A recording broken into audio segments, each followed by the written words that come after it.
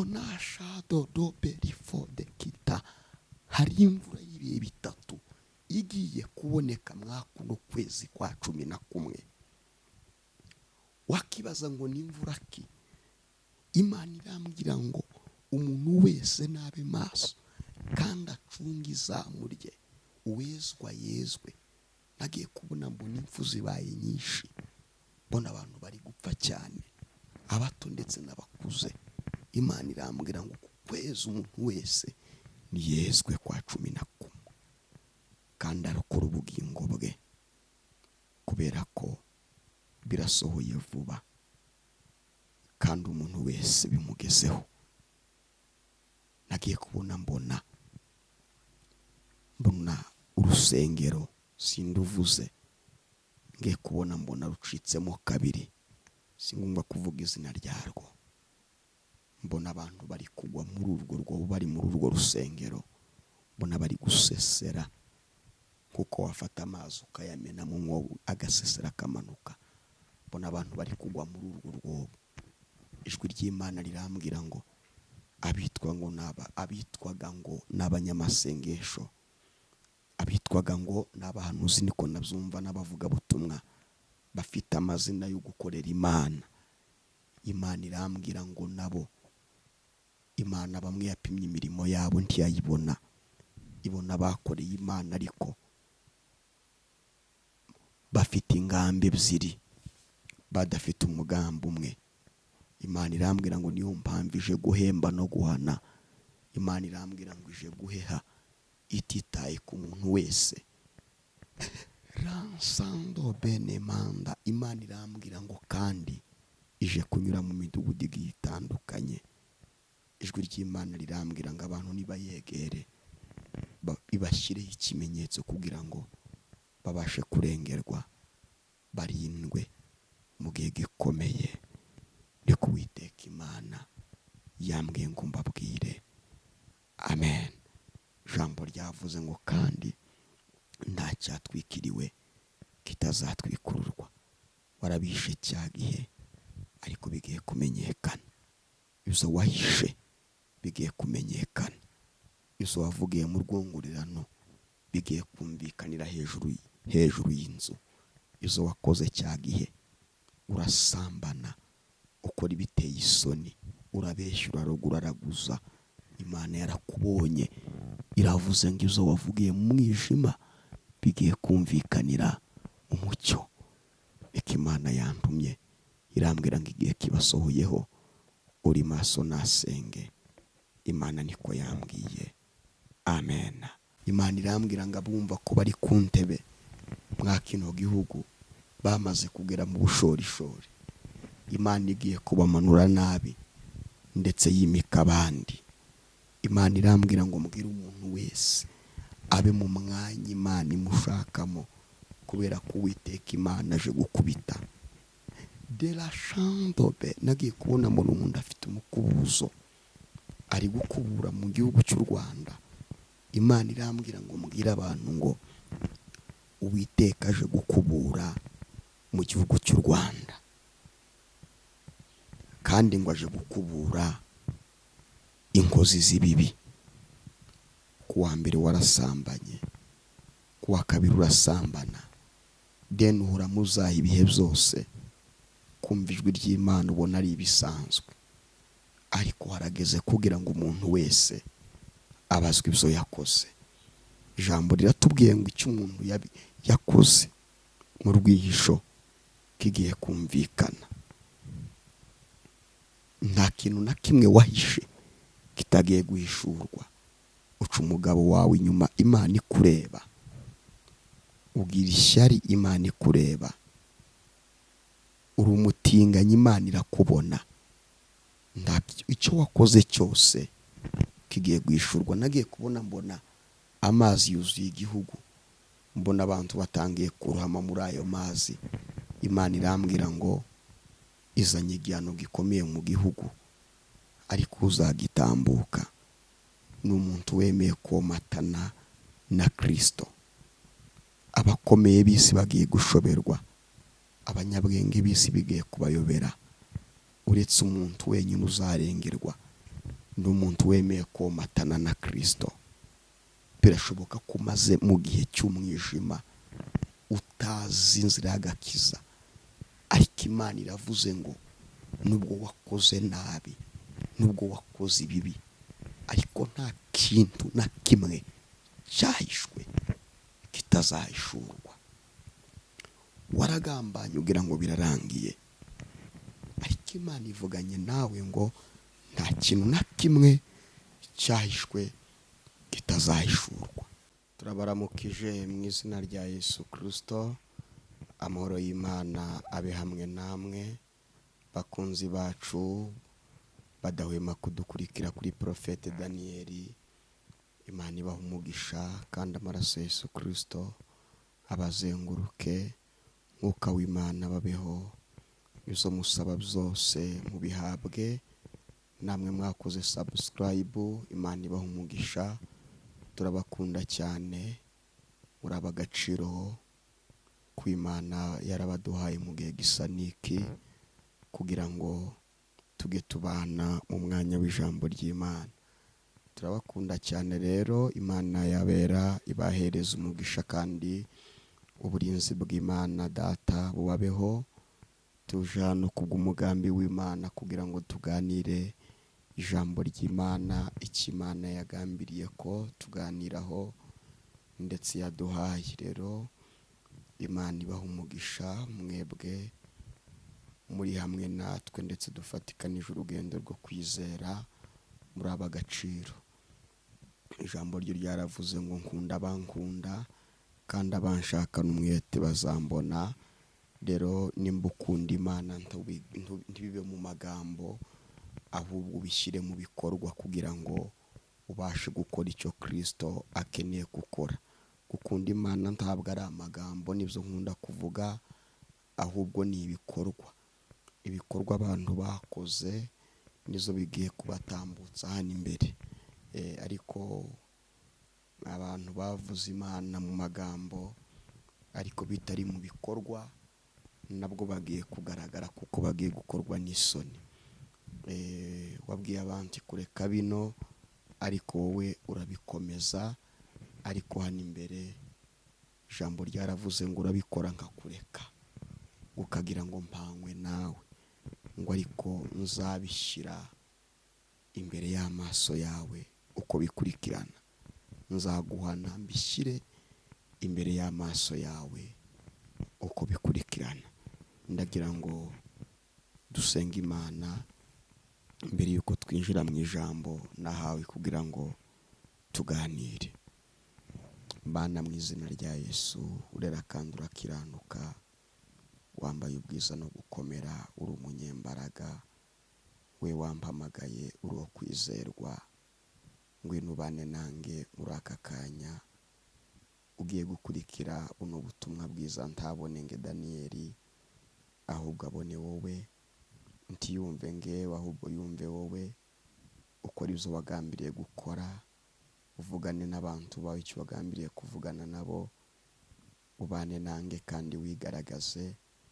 Gukomera kwe kuboneke muri uyu mwanya, imirimo yawe igaragare muri aka kanya. Ngwino uhagararane nange, utangirane nange kandi uze gusozanya nange, kugeza uwa mbere muri zose kugira ngo ukurize ubutwari. Mu izina rya Yesu Kristo nseze nizeye, amen. Ndagira ngo tubanze turirimbe indirimbo y'Ijana na 20 mu ndirimbo zo gushimisha Imana. Iravuga ngo mu ijuru imbere y'Imana mfite umuntu umvugira. Ijuru imbere y'Imana mfite umuntu umvugira, n'umukuru w'abatambyi kandi yitwa Rukundo. Mpamya yuko izina ryanjye riri ku mutima we, ubwamvugira ntamwanzi wamunyirukanaho. Mpamya yuko izina ryanjye riri ku mutima we ubwamvugira nta mwanzi wamunyirukanaho satani yanyibukije gukiranirwa kwanjye ashaka kunyihebesha shantumbira mu ijuru reba y'umukiza wanjye wabinkuyeho zose kera yarambonjereye nuko sinzarimbuka reba y'umukiza wanjye wabinkuyeho zose kera yarambongereye nuko sinzarimbuka. Mana ishimwe cyane abamenye Kristo abomatanye na Kristo mu ijuru hari ubavuganira nubwo abantu bakuvuga nabi waramaze kumenya komatana na Kristo hari ukuvuganira. Muraza kwihanganira ijwi ryanjye ryarasaraye kubera iminsi y'amasengesho ariko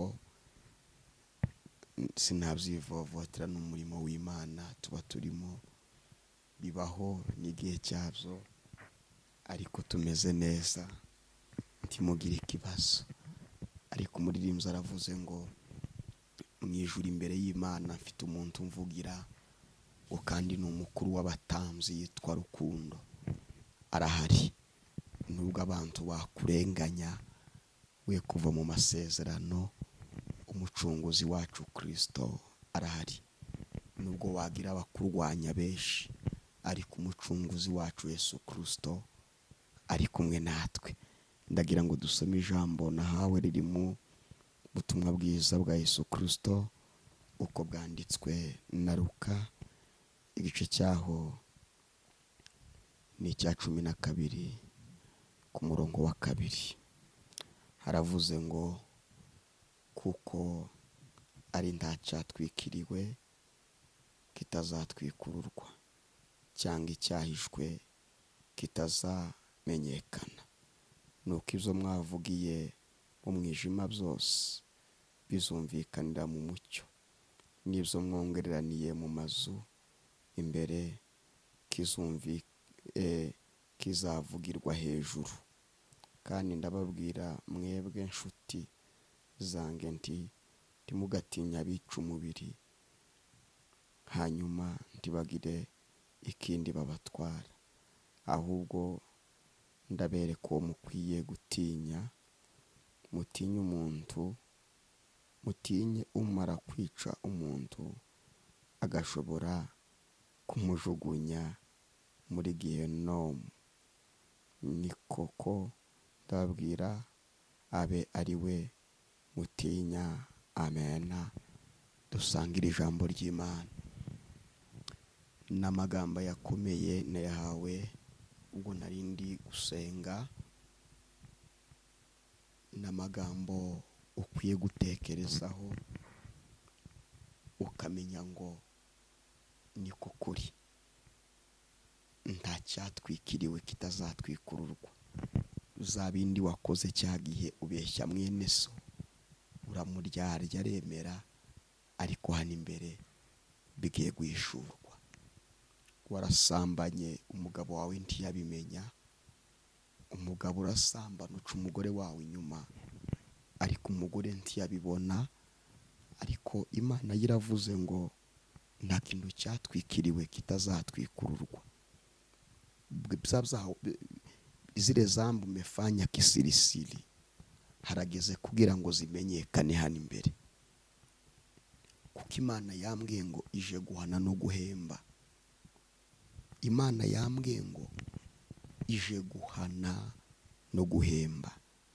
Bibiliya iravuze ngo nta kintu na kimwe cyatwikiriwe kitazatwikururwa. Uzabindi wakoze wihisha burya tuza bigiye kumenyekana.